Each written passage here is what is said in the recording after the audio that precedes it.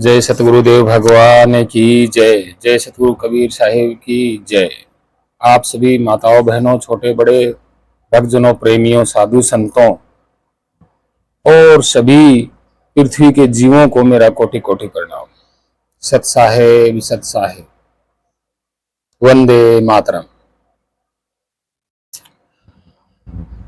तो हे भक्तजन प्रेमियों, हमारी हाथ जोड़ के विनती यही है आप सभी से कि इस पूरी धरती पे जो भी जीव हैं, जो भी प्राणी हैं, सबसे प्रेम कीजिए और सबसे मेल मिला के चलिए और सबको एक समान देखना है, समझना है एक दृष्टि से। यहाँ कोई छोटा नहीं है, कोई बड़ा नहीं है। यहाँ पे ना कोई यहाँ पे अमर है और ना अमर रहेगा। आज हम इसी बात पे चर्चा करेंगे कि ये जीव जो है ये क्यों अविनाशी है, किसकी वजह से अविनाशी है। और आज हमारी जो एक महत्वपूर्ण बात यह है कि आखिर आत्मा क्या है। और जो संत पंथ में हमारे जो एक बात कही जाती है वह है सुरती। अब हम पूरी तरह से इसके बारे में आज जानेंगे। तो शुरू करते हैं कि संत पंथ में जो एक बात आती है या अध्यात्म में जो एक बात आती है या योग में जो बात आती है, इन तीनों को अलग अलग बना दिया गया। हालांकि ये अलग है नहीं। इसलिए अलग नहीं है कि परम तत्व एक है। और आज की बात करें तो बहुत सारे योग कर रहे हैं, नाम जप भी कर रहे हैं, ध्यान भी धर रहे हैं। उनका अपना अलग अलग अनुभव है और जो अलग अलग अनुभव है वो सत्य नहीं है, क्योंकि सत्य तो सबके सामने समान रहता है, वो कभी बदलता ही नहीं है। जब सत्य हो गया तो हर इंसान को वो अलग अलग रूप में क्यों दिखेगा भाई? ये तो फिर मुठभेड़ हो गई ना, भेदभाव हो गया। कोई कहेगा कि मुझे ऐसा नजर आया सत्य, कोई कहेगा मुझे वैसा नजर आया सत्य, कोई कहेगा कि नहीं तुम दोनों से अलग मुझे सत्य नजर आया। तो ये सब भेदभाव वाली बात होगी, लड़ाई झगड़े वाली बात होगी। और सत्य के लिए सभी समान है, वो सबको समान ही नजर आएगा, उसको कोई भी अलग नहीं कर सकता। जो सत्य है वो समान है। जैसे हम एक छोटा सा एग्जांपल लेके चलते हैं। जैसे आगरा में ताजमहल है, ठीक है जी, आगरा में ताजमहल है। कोई भी प्राणी इस धरती का और कोई भी मनुष्य इस धरती का, हम यहां धर्म की बात नहीं, पूरी धरती की बात कर रहे हैं। अमेरिका का हो, कनाडा का हो, जर्मन, जापान, चीन, भारत, पाकिस्तान, बांग्लादेश, वर्मा, कोई भी मनुष्य यहां आके देखेगा तो ताजमहल सबको समान रूप से दिखेगा, समान रूप से दिखेगा। क्योंकि इस धरती पे वो जो इमारत बनी है, जो ताजमहल है, वो सत्य है। एक तरफ से देखा जाए तो भाई जो सबको समान नजर आता है वही तो सत्य होता है। ये तो भौतिक प्रक्रिया की बात है ना। तो अब कोई भी धर्म का व्यक्ति ये नहीं कह सकता कि मुझे अलग से ताजमहल दिखाई दिया। यहां झूठ हो जाएगी, पूरा का पूरा झूठ हो जाएगा। अगर ताजमहल को पूरी पृथ्वी के एक एक मनुष्य सभी धर्मों के इकट्ठे होकर ताजमहल को देखेंगे तो समान रूप से नजर आएगा। ये बात सत्य है, इसको कोई भी झूठ नहीं कर सकता और ना ही इस धरती पे ऐसी झूठ कह सकता कि मुझे ताजमहल अलग से नजर आया। कोई भी धर्म का नहीं कह सकता, कोई जाति का नहीं कह सकता, बिल्कुल भी नहीं कह सकता। ये बात सत्य है। ठीक इसी तरह जो सत्य है वो सभी को, सभी धर्मों को, सभी जितने भी जाति यहाँ हैं, कोई भी मनुष्य है किसी भी प्रकार का काम करता हो, चाहे वो पूरी तरह अमीर हो या वो गरीब हो, लेकिन सत्य दोनों को बराबर ही दिखाई देगा।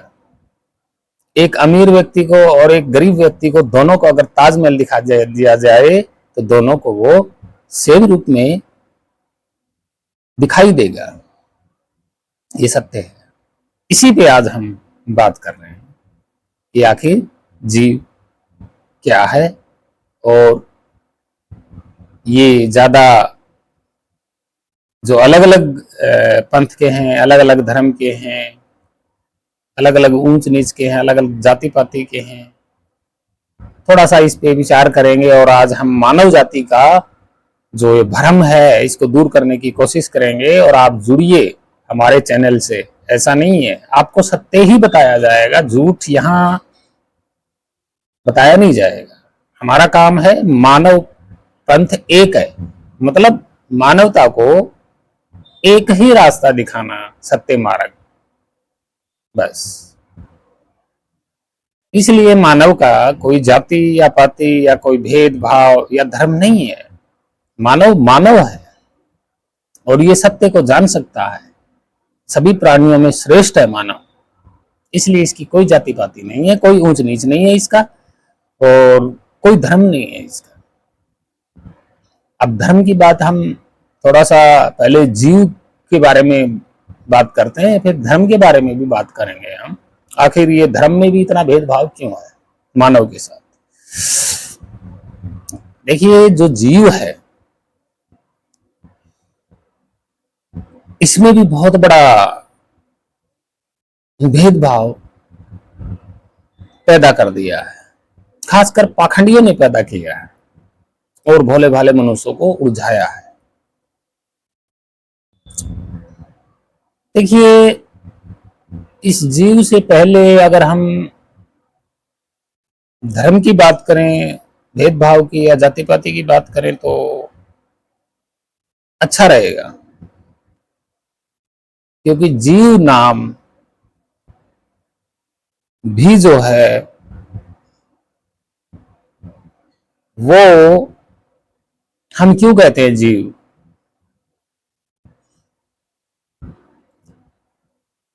क्योंकि ये जो जीव नाम है ये खास तौर पर संस्कृत का है और हिंदी भाषा का है। अगर हम जीव कहेंगे तो एक धर्म ऐसा भी है जो हमारा शब्द यूज नहीं करता। हम जीव कहते हैं तो कोई कुछ और भी कहता है इस जीव को। बस यहीं से सब कुछ जो धर्म की बात आ रही है, जाति पाति ऊंच नीच भेदभाव की बात, वो यहीं से खड़ी हुई है। योग पंथ में जीव नहीं कहते, उन्होंने जीव नाम नहीं लिया। संत पंथ में भी जो है जीव इस्तेमाल जो है वो हुआ है, और ईसाई धर्म में जीवों का नाम नहीं लिया जाता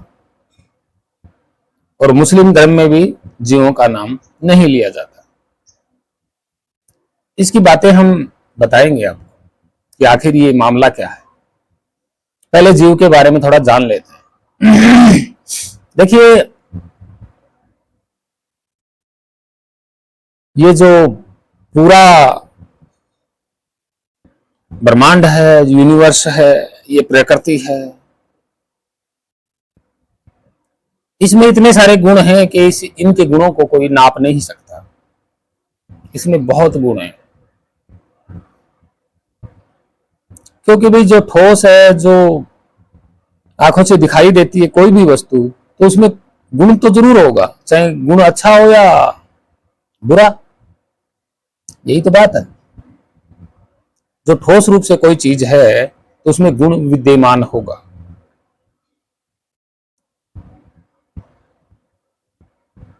चाहे वो अच्छा हो या बुरा हो, चाहे वो मीठा हो या खारा हो।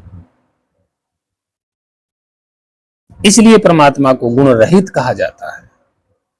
गुण रहित इसलिए कहा जाता है कि वो ठोस रूप में नहीं है। बस यहीं से समझना पड़ेगा, यहीं से समझना बहुत जरूरी है कि परमात्मा ठोस रूप में नहीं है। मतलब कठोर, ठोस, स्थूल, इस रूप में नहीं है। इस रूप में होगा तो गुण भी होंगे, और गुण दोनों ही होंगे।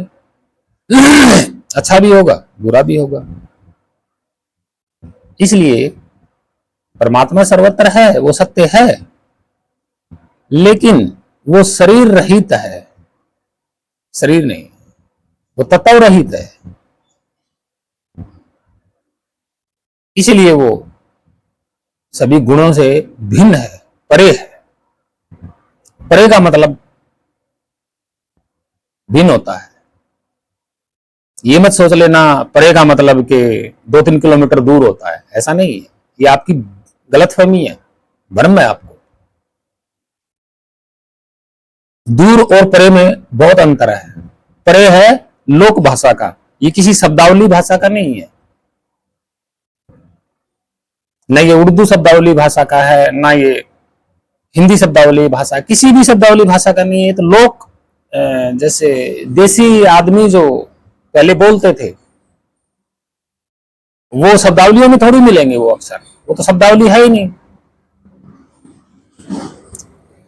तो आप जो है, परे का मतलब दूर नहीं होता, परे का मतलब होता है भिन्न।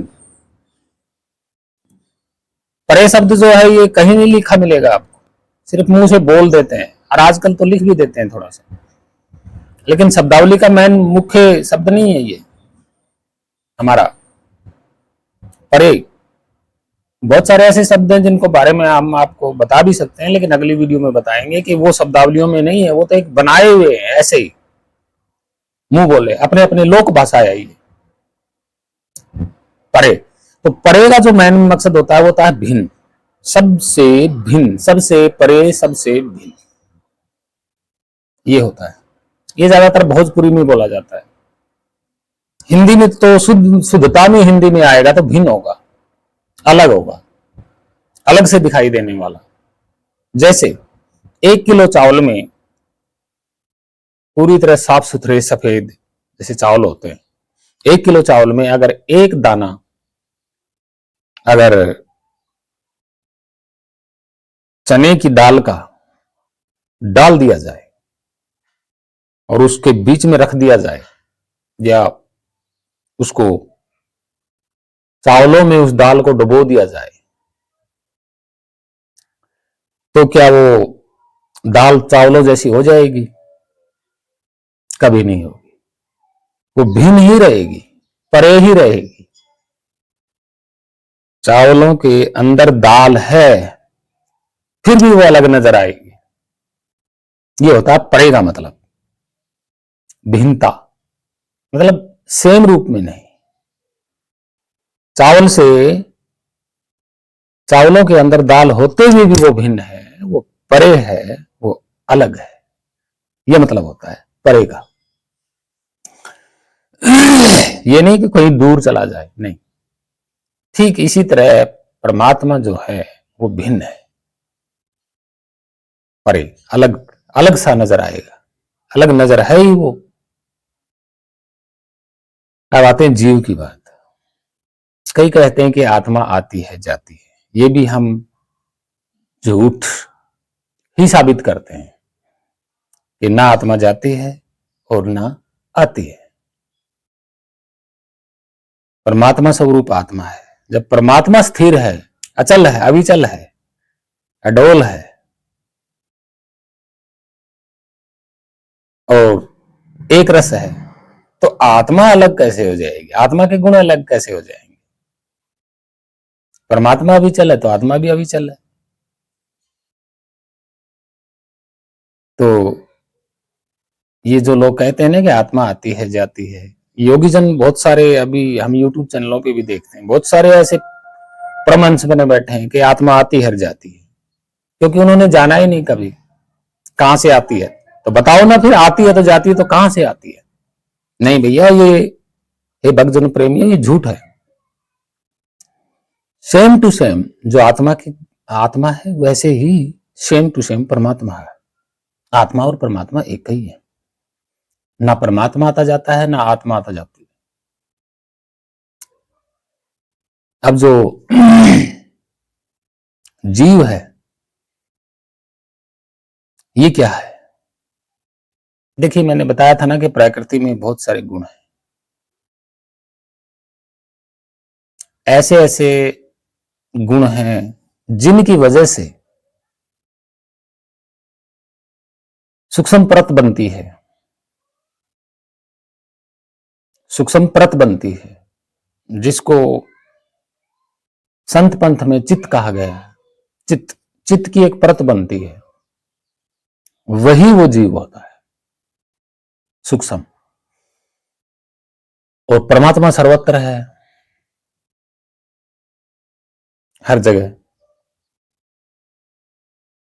और वो परत परमात्मा के ही स्थान में वो परत बन रही है। तो वो परमात्मा के फोर्स के स्वयं फोर्स है, फोर्स के कारण ही वो परत जो है वो चित्त जिंदा है, अविनाशी हुआ है। क्योंकि उस सूक्ष्म चित्त को कोई जला नहीं सकता, ना कोई काट सकता, ना मार सकता। वो जो सूक्ष्म परत जो है, जो चित्त है, वो किसके कारण जिंदा है? परमात्मा की फोर्स के कारण, शब्द के कारण जिंदा है। इसका उदाहरण देंगे हम, बखूबी उदाहरण देंगे। अब जो वो चित्त तो अविनाशी हो गया, अविनाशी हो गया, सूक्ष्म है वो। ना उसका कान है, ना आंख है, ना मुंह है, शरीर ही नहीं है उसका। खाली एक वो सूक्ष्म, ऐसी सूक्ष्म परत जिसको देखा भी नहीं जा सकता, और उसी पे शब्द की फोर्स, जिसके कारण वो जिंदा है, अविनाशी हो गया। अब वो जीव इस अनंत ब्रह्मांड में, कोई संख्या नहीं है उन जीवों की, वो इतने परत में है, कोई संख्या नहीं है उन जीवों की कि जिनको गिना जाए। तो दिखते तो वो है नहीं, और गिने वो जा सकते नहीं। अब वो जीव, सबसे पहले स्टार्ट तो यहीं से मानी जाती है कि उसी जीव ने अपने रूप धारण किए हैं। क्योंकि वो जीव, ये सब प्रकृति की देन है, शरीर बनना प्रकृति की देन है। प्रकृति में ही सब कुछ बनता है और बिगड़ता है। अब वो ही जीव, वो जो सूक्ष्म चित्त है, वो हिलता डुलता नहीं है, वो स्थिर रहता है और शब्द में ही रहता है, बाहर नहीं होता। शब्द से अलग तो कोई हो ही नहीं सकता, यानी कि परमात्मा से अलग तो कोई हो ही नहीं सकता। अब जो चित्त है, वो रूप धारण करता है प्रकृति के जरिए, प्रकृति के गुणों के जरिए, प्रकृति के तत्वों के जरिए।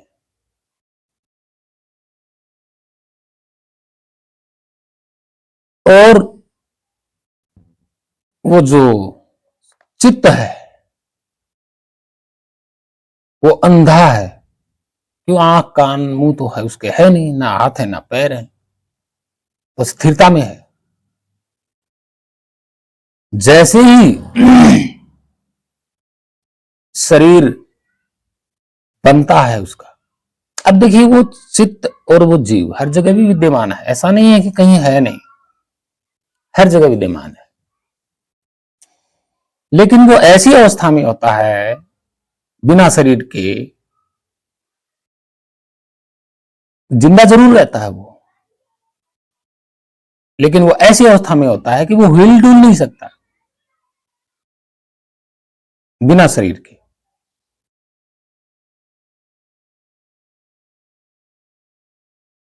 और जो सुरती की बात आती है वो बिना शरीर के उसको नहीं पकड़ेगी। सुरती जो है बिना शरीर के उसको नहीं पकड़ेगी। अब एक छोटा सा उदाहरण हम देते हैं कि जब माता पिता के संभोग से जब गर्भ ठहरता है माता को, तो उसमें वो जीव होता है सबसे पहले,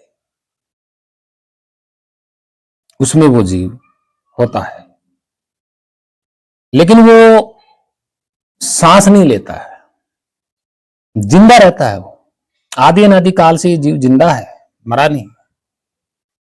लेकिन ये बगैर शरीर के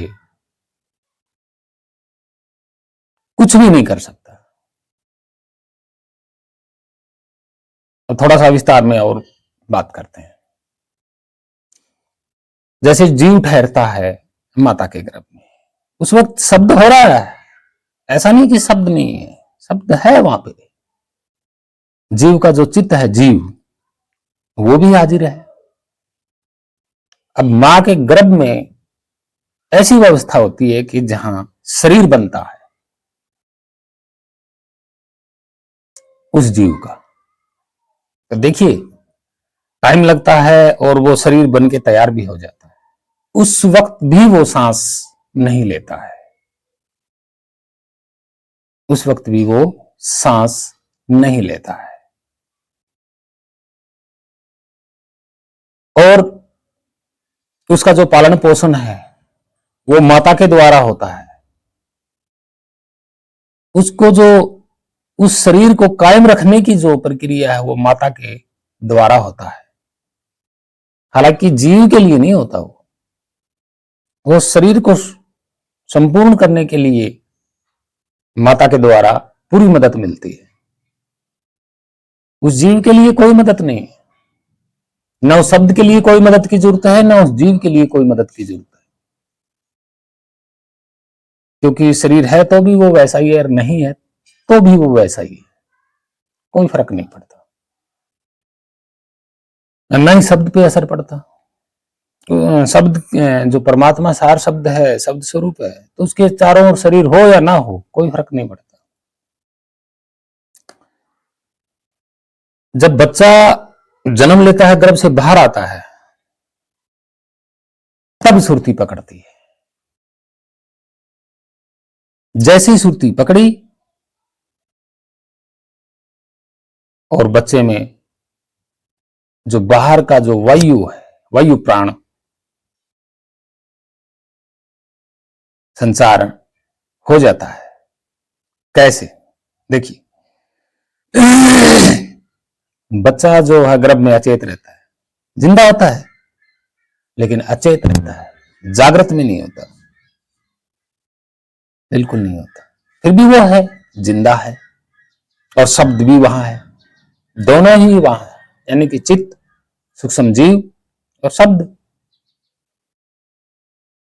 गर्भ में भी जिंदा है, बाहर आने के बाद भी जिंदा है। लेकिन अहम भूमिका सुरती की होती है।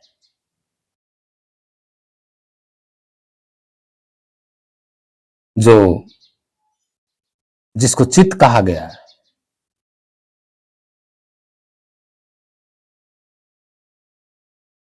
ये सुरती जो है बिना शरीर के किसी को पकड़ती नहीं है। ये सुरती ही वो चित्त है,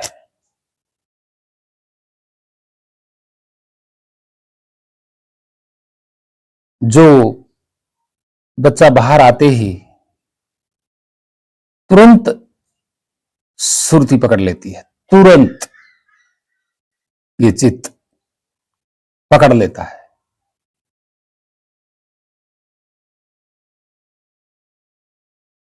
उससे पहले जो सुरती है बच्चे के मां के गर्भ में, जो बच्चे के साथ सुरती नहीं होती है, यानी कि चित्त नहीं होता है। और चित्त जो है ये काल ने बनाया है, समय ने बनाया है। किससे? प्रकृति से। सारा मटेरियल है, जो कुछ भी उसमें सूक्ष्मता से जो कुछ भी चाहिए उसके द्वारा चित्त को बनाया है। ये चित्त बाहर रहता है, गर्भ में नहीं होता ये चित्त। जैसे ही किसी नया जन्म होता है तो तुरंत चित्त पकड़ लेता है, यानी कि सुरती पकड़ लेती है और वो होश में आ जाता है।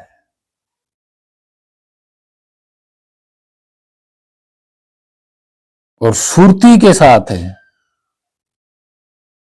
जैसे ही सुरती को अच्छा खासा शरीर मिल जाता है तो चेता हो जाता है, जागृत हो जाता है।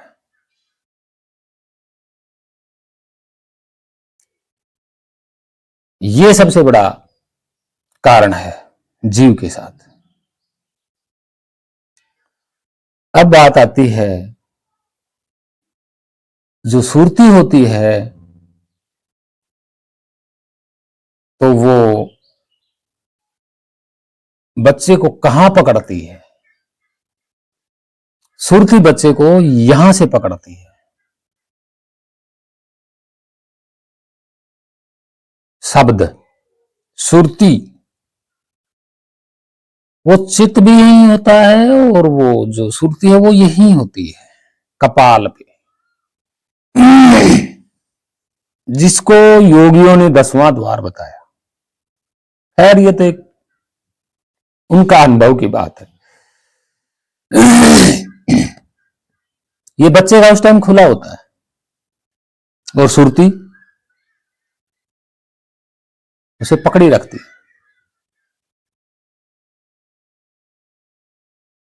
पकड़े रखती है। और सुरती के कारण शरीर चलेगा, सुरती के कारण सुनाई देगा, सुरती के कारण बोलेगा। यानी कि हैम भूमि का जो चेतन, जो अचेत से चेतना में लाने वाली जो चीज है वो सुरती है, चित्त। चित्त है, चित्त ही अचेत को चेताता है। चेताया मतलब चेताया। वो सुरती और चित्त अहम है, वो ही पकड़ते हैं और यही लास्ट में साथ छोड़ जाते हैं। चित्त यानी कि सुरती, अहम भूमिका आप सुरती हो, आप सुरती हो। सुरती को जब शरीर मिल जाता है तो मतलब शरीर पे अटके रहने के लिए उसको जब कोई शरीर मिल जाता है तो वो आंखों के द्वारा भी काम करेगी। यानी कि सारा खेल सुरती का है, सुरती ही शरीर को चला रही है, यानी कि चित्त। वो चित्त और सुरती एक है, अलग अलग कभी नहीं मानना उनको, एक ही है। चित्त जानता है या सुरती जानती है, दोनों एक ही है। चित्त जानता है कह लो या सुरती जानती है कह लो। चित्त के बिना तो कुछ है ही नहीं शरीर में, अचेत है। चित्त के बिना अचेत, चित्त नहीं रहता ये शरीर अचेत हो जाता है। कैसे अचेत? वैसा ही जैसे माता के गर्भ में होता है, वैसे अचेत हो जाता है। माता के गर्भ में सांस बंद होता है, ठीक बाहर भी जब ये चेत यानी कि चित्त यानी कि सुरती छोड़ जाती है तो सांस बंद हो जाता है। लेकिन शब्द फिर भी शरीर में मौजूद रहता है, शब्द फिर भी शरीर में मौजूद रहता है। ऐसा नहीं है कि शब्द निकल जाता है, नहीं, पूरे के पूरे शरीर में शब्द रहता है।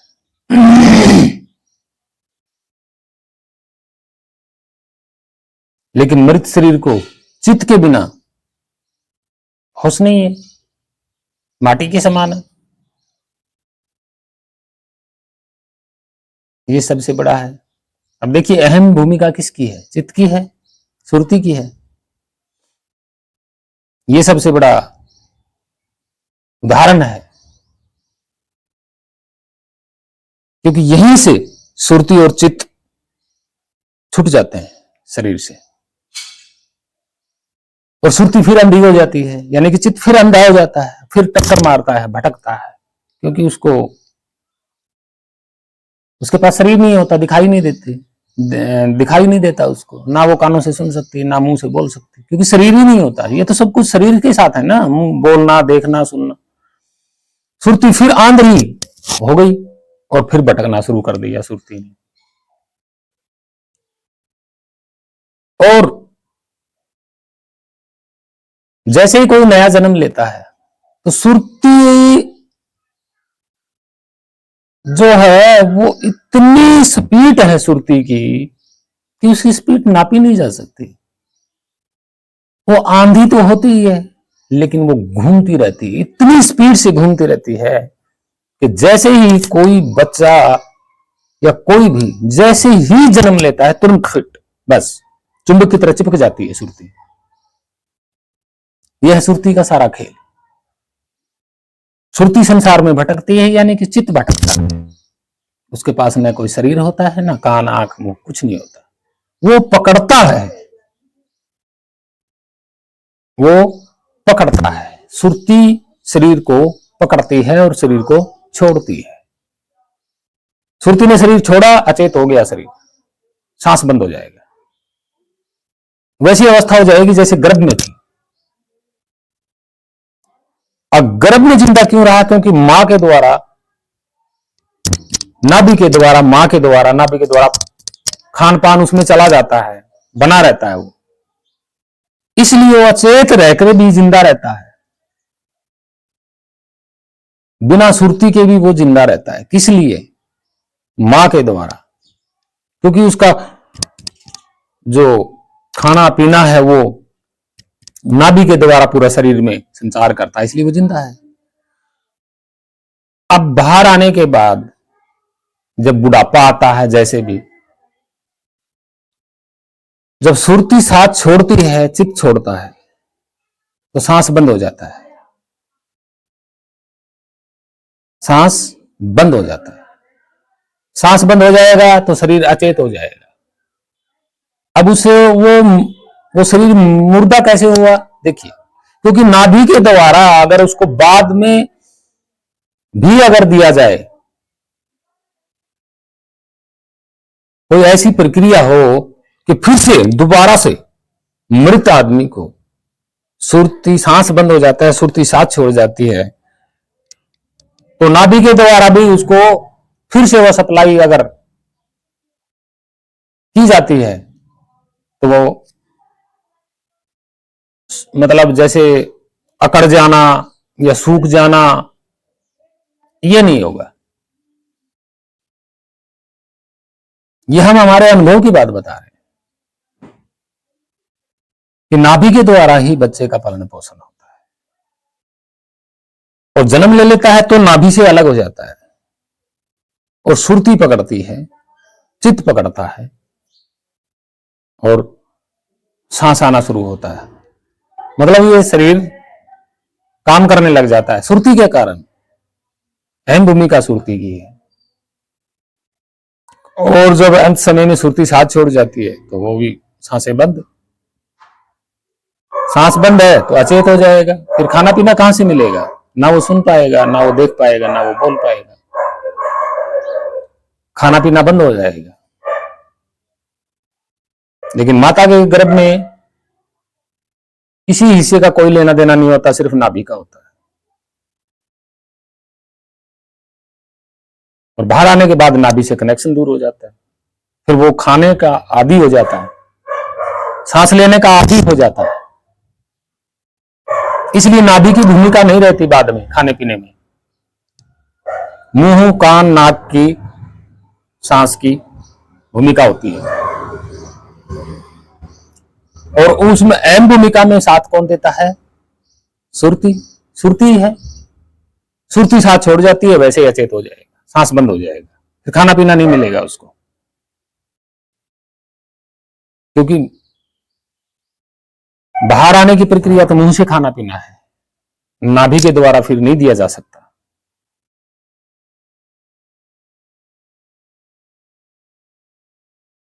ये है। और इसका पूरी तरह अनुभव मैंने करके देखा है, पूरी तरह सत्य है, वो सबके अंदर समान है। ये सुरती और ये चित्त सब में समान है, हर एक जीव में, कीड़ी मकोड़ा हाथी सब में। इसलिए सुरती आंद्री है ना कि दर दर भटका खा रही है, उसे ये नहीं पता कि मैं कहां जा रही हूं। जैसे ही कोई शरीर संपर्क में आए तुरंत चिपक जाएगी, वो घूमती ही रहती है, और इतनी फास्ट घूमती है कि कोई हद नहीं। जब भी कोई जन्म होता है तुरंत चिपक जाती है, उसे ये नहीं पता कि मैंने जन्म कौन सा लिया, याद नहीं रहता उसको कुछ भी। एक बार शरीर छूट जाता है तो उसको कुछ भी याद नहीं रहता, क्योंकि उसके पास कुछ भी है ही नहीं याद करने योग्य। याद करने के लिए तो दिमाग चाहिए ना, शरीर उसका है नहीं तो दिमाग कहां से होगा? दिमाग तो स्थूल है। ये है सुरती की कहानी, इसलिए दर दर भटका खा रही है। और जैसे यही सुरती किसी मनुष्य को पकड़ लेती है तो वो मनुष्य कहलाती है, यही सुरती किसी कीड़ी को पकड़ लेती है तो वो कीड़ी कहलाती है। और जैसे शरीर छूटा फिर अंधी हो गई, फिर कोई संपर्क में आया, जिसने जन्म लिया, कोई भी किसी भी जन्म में, कोई भी जन्म हो किसी भी प्रकार का, तुरंत चिपक जाएगी। उसको ये नहीं पता कि मैंने कौन सा शरीर पकड़ लिया।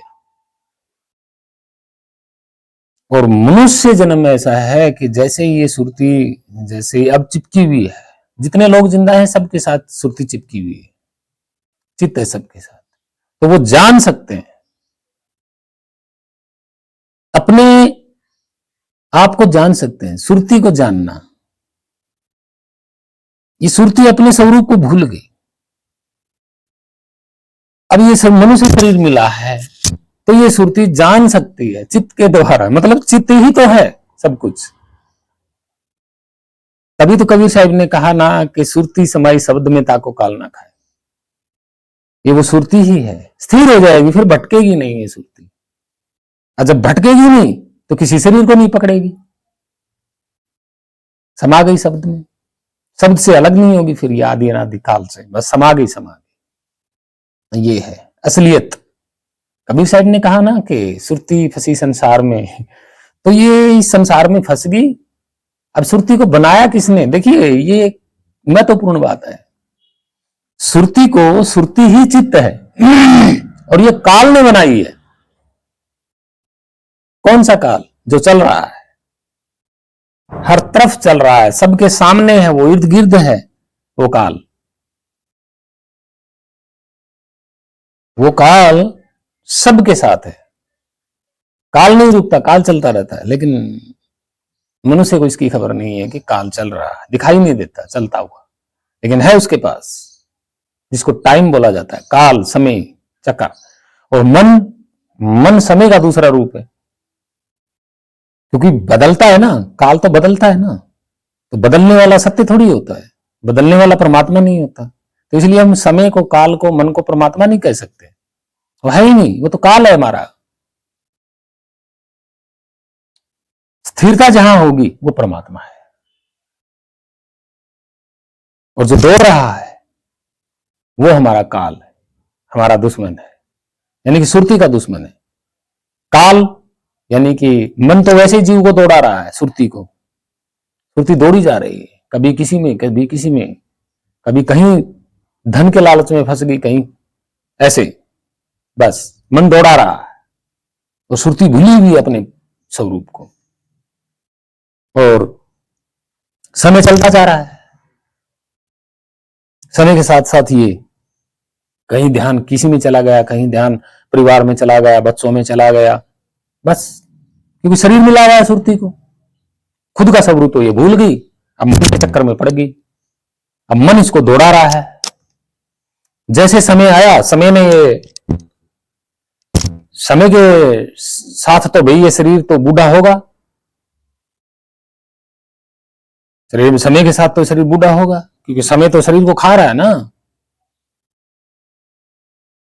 और अंत समय में शरीर समय छुड़ा लेगा, फिर सुरती को यहां से हटना पड़ेगा, दौड़ना पड़ेगा, फिर अंधी हो जाएगी, फिर टक्कर मारती फिरेगी, फिर कोई और शरीर मिल जाएगा, उसको तो पता तो है नहीं कि मुझे शरीर कौन सा निकला है। भाई आंखें होंगी तभी तो देख के पकड़ेगी, वो उसके सामने जो भी आया चिपक गई बस, वो चाहे तितर मोर कबूतर किसी का भी हो, फिर वहां भटकेगी।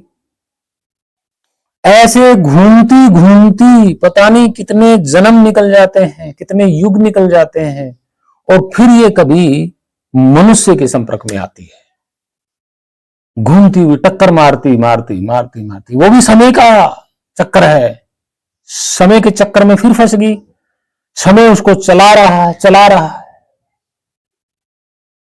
समय तो रुकेगा नहीं, तो सुरती कहां रुकेगी, वो भी समय के साथ चक्री में घूमी हुई है। फिर कोई ऐसा समय आएगा कि कोई बच्चा जन्म लेगा, मनुष्य बच्चा जन्म लेगा, फिर ये चिपकेगी, फिर अपना जन्म यूं ही गवा देगी। बड़ी मुश्किल से मनुष्य शरीर मिला और वो भी छूट गया। इसलिए सतगुरु कबीर साहब कहते हैं, हे मानव, हे जीव, ये जन्म यूं ही मत गवाना। उस सार शब्द को सुरती उसमें लगा ले, सार शब्द में जो तेरे ऊपर हो रहा है, और सुरती यहां चिपकी हुई है, इसमें कोई झूठ नहीं है, कोई किसी भी प्रकार की कोई झूठ नहीं है, सबको पता है कि मेरे यहां सुरती चिपकी हुई है। लेकिन दुनिया के चक्करों में अपनी सुरती, अपने स्वरूप को सुरती भूल गई। ये सुरती शरीर को चला रही है, सुरती एक अहम करंट है, चेतन करंट है सुरती, यानी कि जीव, चित्त, ये चेतन है, जिंदा है, किसकी वजह से, शब्द की वजह से, जो शब्द हो रहा है। तो हे भक्तजनों, प्रेमियों, साधु संतों, एक छोटी सी वीडियो हम आगे और बनाएंगे, जिसमें हम आपको ये बताएंगे कि शब्द क्या है, फिर कि शब्द कैसे हो रहा है, उसकी व्याख्या देंगे हम। तो सत साहेब, आप सभी भक्तजनों प्रेमियों को मेरा कोटि कोटि प्रणाम, माताओं बहनों सभी साधु संतों को मेरा कोटि कोटि प्रणाम। तो आपको पता चल गया होगा कि सुरती का कौन है, सुरती क्या है, यानी कि हम ही सुरती हैं। हर एक मनुष्य सुरती है, शरीर नहीं है, सुरती है, केवल सुरती शरीर को चला रही। सुरती हटी, अचेत हुआ, मृत हुआ, सांस बंद हो गई, बस। और शब्द हमेशा शरीर में हाजिर रहता है, सुरती छोड़ने के बाद भी शब्द शरीर में रहता है, क्योंकि शब्द मरता नहीं है, शब्द तो हर जगह विद्यमान है ना, वो तो हर जगह है, कण पर कण कण पे प्रभाव है उसका, तो शरीर पर प्रभाव क्यों नहीं होगा, शरीर पर भी प्रभाव होगा, अंदर तक हर एक चीज पे प्रभाव है शब्द का। लेकिन शरीर चलेगा तब सुरती के कारण, सुरती नहीं होगी शरीर नहीं चलेगा। भक्तजनों प्रेमियों साधु संतों सभी को मेरा कोटि कोटि प्रणाम। मैंने अच्छी तरह से समझाया, और आगे एक वीडियो में और समझाऊंगा बहुत अच्छी तरीके से। जो हमने समझाया है उसमें कोई झूठ नहीं है, मोहर लगी हुई है, 100% सत्य की मोहर है इसके ऊपर, जो हमने बताया। आगे हम अपना अनुभव लेके और बात बताएं अगली वीडियो में। तब तक के लिए धन्यवाद। सत साहेब, जय सतगुरुदेव भगवान की, जय सतगुरु कबीर साहेब की। आप सभी भक्तजनों महापुरुषों को मेरा कोटि कोटि प्रणाम, साधु संतों भाई बहनों को कोटि कोटि प्रणाम। सत्य साहिब, सतमार्ग पे चलिए और अपने स्वरूप को जानिए। सत्य साहिब, वंदे मातरम।